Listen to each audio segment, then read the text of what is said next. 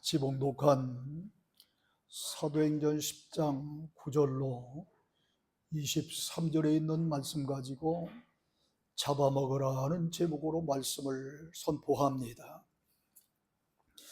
하나님께서는 이 세상에서 작은 그러한 이스라엘 나라를 그의 백성을 선민 백성으로 택하시고 이들을 통해서 이방인들까지 온 인류가 하나님의 사랑과 축복을 받고 구원받기를 원하셨습니다.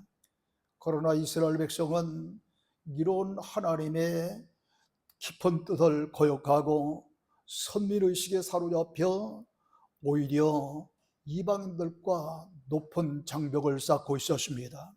그래서 하나님께서 이방 선교를 위해서 사도 베드로와 이방인 백부장 고넬료의 만남을 위해서 이들에게 각각 환상을 주신 것입니다. 지난 주일 설교가 그 내용 가운데 고넬료에게 주신 환상에 대한 말씀이었습니다. 요약하면 고넬료가 기도 중인데 천사가 나타나 내 기도와 구제가 하나님 앞에 상달되어 기억되신 바 되었으니 지금 사람들을 요바에 보내서 베드로를 초청하라 하는 그러한 말씀을 하시면서 가인 둘과 부하 한 사람을 요바로 보냈다는 말씀이었습니다. 오늘은 베드로에게 주신 그런 환상에 대해 말씀을 드리고자 합니다.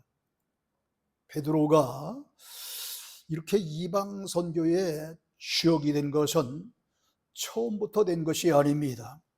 한때 무슨 일이 있어도 주님을 쫓겠노라고, 주님을 위해서는 목숨까지 버리건대라고 혼장lem했던 그런 베드로였지만은 막상 주님께서 십자가의 생제물이 되기 위해 대제사장의 집에 잡혀가셨을 때 한 여종에게 이 베드로가 어떤 사람이라고 하는 사실이 그 정체가 드러납니다. 그때 베드로는 과거에 어떤 일이 있어도 주님을 끝까지 따르겠노라, 목숨까지 버리건대라 이렇게 혼장담했던 그런 베드로가 갑자기 변합니다. 나는 주님을 모르노라, 그것도 한 번이 아닌 두 번, 세 번까지 연거푸 주님을 모르라고 부인했던 사람입니다. 그러나 오순절 성령 충만을 받은 후에 이 베드로는 전혀 다른 사람이 되었습니다. 주님의 권능을 받고 목숨 걸고 십자가 복음을 증거했습니다. 그 결과 오순절날 많은 사람들이 모인 가운데 그 가운데서 무려 3,000명이 넘는 그런 사람들이 회개하고 세례를 받으면서 예수님을 믿게 되었습니다. 뿐만 아니라 요한과 더불어 제9시 기도 시간에 성전에 올라가다가 40년 된 안진뱅이를 일으켜 세웁니다. 그리고 솔로몬 행각에 모여있는 수많은 환자들을 고치며 복음을 증거하자 당시 종교 지도자들이라고 일컫는 대제사장과 그리고 이 사두개인들이 이를 시기하여 그만 이 베드로를 옥에 가둡니다. 원치 아니하게 베드로는 이렇게 옥에 들어가서 수용생활까지 하게 됐고, 또 저 빌립 집사의 성공적인 전도로 말미암아 사마리아 성이 복음화가 되었지만 그 사마리아 성에 있는 그런 그리스도인들은 성령을 체험하지 못했습니다. 그 소문을 듣고 예루살렘 교회에서 이 요한과 베드로를 파견시켜서 그들로 하여금 성령 받도록 하게 하셨는데, 이 베드로와 요한이 함께 이 사마리아에 가서 간절히 기도하며 안수할 때에 이 사마리아에서 빌립을 통해서 이렇게 수많은 사람들이 전도받고 예수 믿었던 사람이었던데 성령은 체험하지 못했던 그 사람들이 이제 성령을 체험하게 됩니다. 이렇게 해서 능력 있는 그런 종이 되어서 초대교회를 크게 부흥시켰습니다. 이렇게 변화된 베드로를 통해서 이방인들과 높은 장벽을 쌓고 있는 그릇된 유대인들이 사고방식을 깨뜨리고 베드로가 고넬료를 만나 말씀을 증거하여 고넬료를 완전히 기독교로 만드는 일을 하신 것이 오늘 본문의 이 말씀이 이제 그 시초가 되고 있습니다. 그런데요, 이 베드로는 오늘 본문에 보면 제6시에 기도하러 지붕에 올라갔다가 환상을 보았다 그랬습니다. 고넬료도 기도 중에 환상을 보았고, 여기 베드로도 기도 중에 이제 환상을 본 거예요. 지붕에 올라가서 이렇게 환상을 보았죠. 그런데 베드로가 기도하러 지붕에 올라간 시간이 몇 시예요? 제6시라 그랬습니다. 이 제6시는 우리나라 시간으로 이 6시간 차이가 나므로 12시 정오 때입니다. 이렇게 지붕에 올라간 그런 시간이 이런 정오 때인데, 왜 지붕에 올라갔느냐 하면은 그때만 해도 이 베드로가 무두장이 시므로 집에 임시 거처를 삼고 있을 때인데, 기도할 만한 장소가 없으니까 임시 기도처로 햇빛이 잘 들고 통풍이 잘 되는 지붕 꼭대기 오늘날의 옥상과 같은 곳을 기도처로 삼았어요. 그래서 그곳에 가서 기도하다가 이렇게 하나님이 주신 환상을 보게 된 것입니다. 그런데 놀라운 것은 이 기도 시간이 제6시인데, 이 고넬료가 보낸 이들이 요바에 가까이 이뤘을 때에 이 같은 시간으로 돼 있어요. 9절에 보면은.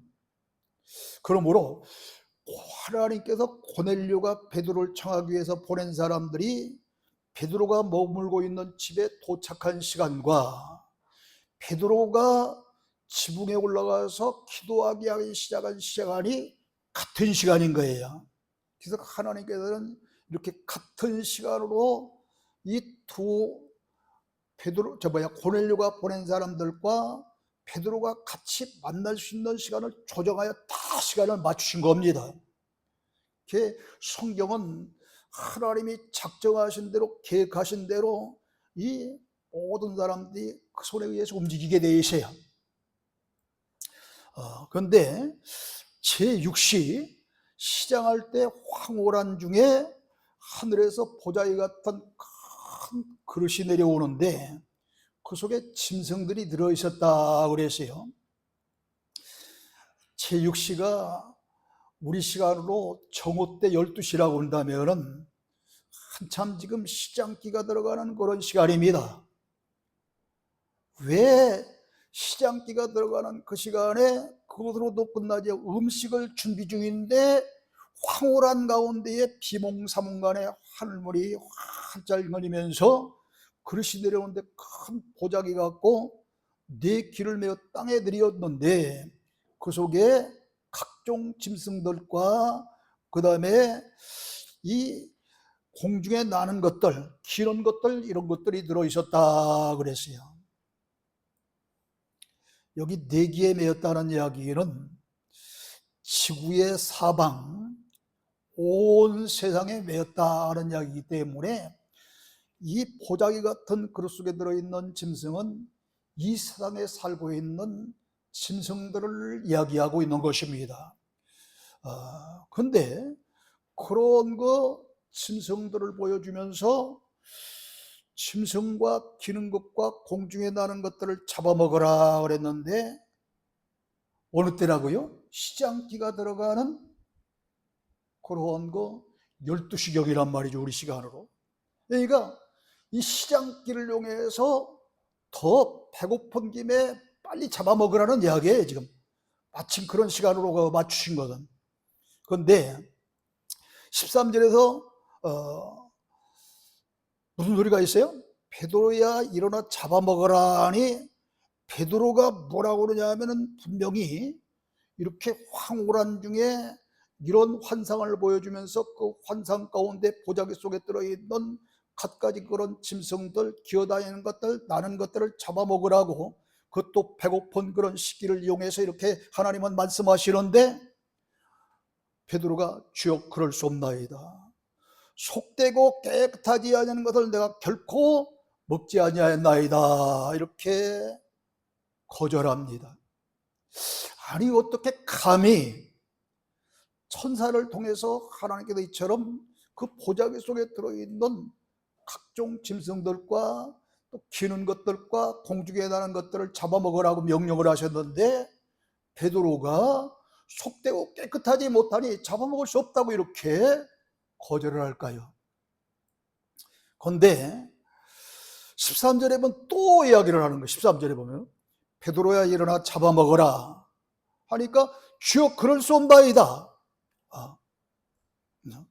근데 왜 그랬느냐 이 말이죠.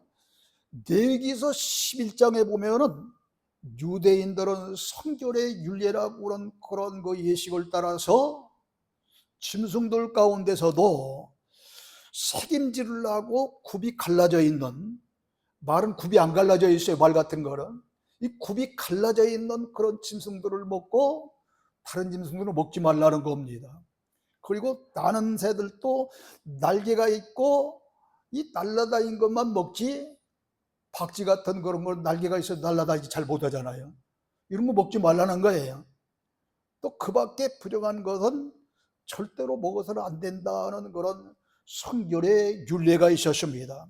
그러므로 유대인들이 먹을 수 없는 부정한 것들이 보자기 속에 들어있었고 하나님은 천사를 통해서 이렇게 보자기 속에 들어있는 도저히 유대인들이 성결의 예식에 의하면 먹을 수 없는 것들을 보여주면서 먹으라고 했는지 이해가 잘